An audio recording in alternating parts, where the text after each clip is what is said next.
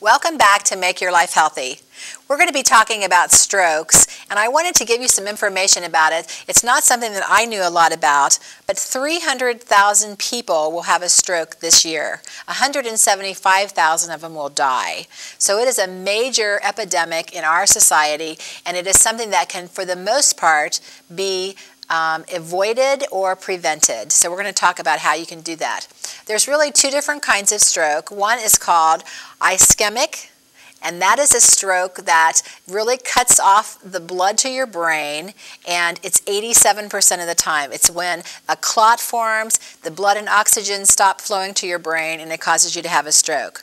The other kind, a hemorrhagic kind, is the kind that a blood vessel breaks in your brain, bleeds into your brain. You've heard them say a brain bleed. That's the other kind of stroke. 13% of them are those kind of strokes. So those are the only two kind. When you have a stroke, your brain loses 2 million brain cells every single minute during the time that you're having that stroke. And that's why you see people after having a stroke that are paralyzed on one side of their body. They forget how to talk. It affects so many different parts of your brain depending on where in your brain that the stroke is. And it can be any part of your brain that affects different parts of your body. For the most part, it affects speech, it affects your walking, your muscle coordination, and the movements that you have of your body. So they are very dangerous, and a lot of people don't realize when they're having a stroke or when somebody in their family is having a stroke. Preventing it, getting help as fast as you can, is the one thing that you can do for anybody that you think is having a stroke.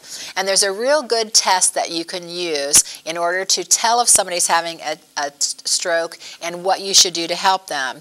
And it's called FAST. And the letters stand for F is face. If you see them and part of their face is starting to sag, if their smile is starting to sag, that's one of the first indicators. The next one is A, and it's for arms. You ask them to put both of their arms out, and if one of their arms starts to droop before the other one does, that's a second sign. The next one is S, so F-A-S, and that stands for speech. And you get them to repeat a very simple phrase. If their speech is slurred at all, or if they are incoherent, that's the third sign of it.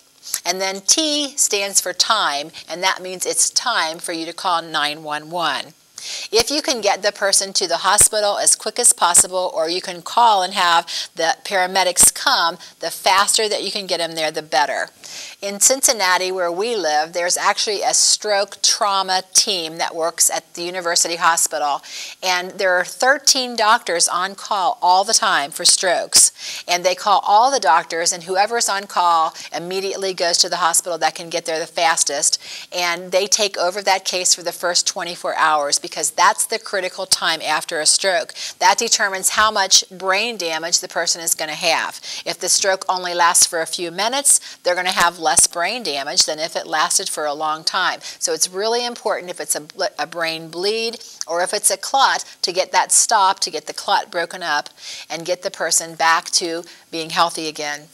So strokes are really a major indicator of other things that happen to your body. And you can watch out for strokes by eating correctly. Again, this goes back to the cholesterol level in our blood that we've talked about already today, and I've talked about on other programs, because the high cholesterol is one of the greatest contributors to the strokes of all, because of the clots that form in your blood because of the high cholesterol. Another real risk is smoking, and if you have thought about quitting, for no other reason to avoid a stroke, it would be worth quitting smoking because it's really dangerous. The other thing is drinking too much alcohol. That can cause strokes. And eating the wrong kind of foods. We go back to the food thing again. You know, what we put in our bodies is really what we reap as the results of it. So we need to take care of our bodies so that we're not going to have strokes and we're not going to have coronary artery disease. But the stroke part of it and the fact of helping other people get through it as fast as you can is really critical.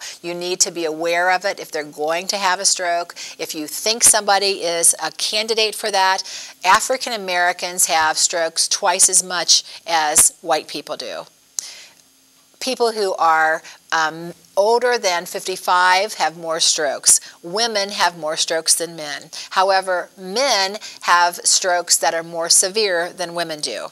So there's a lot of different factors and things that play into it when you're talking about a stroke and what it's going to do to you.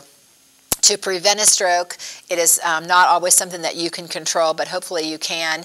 And again, it's by eating the correct foods, not having high cholesterol, taking the drugs that your doctor tells you to if you're on something for your cholesterol, or just getting it down to a controllable level will help you. You need to know what your blood pressure is.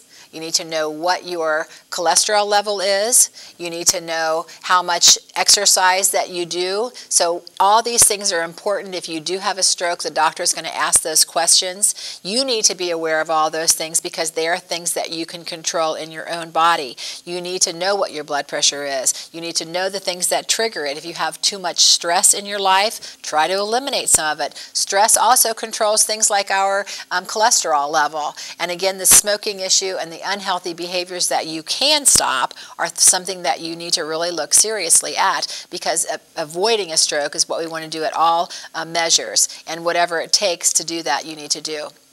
So stop to think about it whenever you get to the point where you are looking at someone that you love and noticing how their lifestyle is. Lifestyle changes are the #1 important thing. Increasing your exercise will help keep your weight down.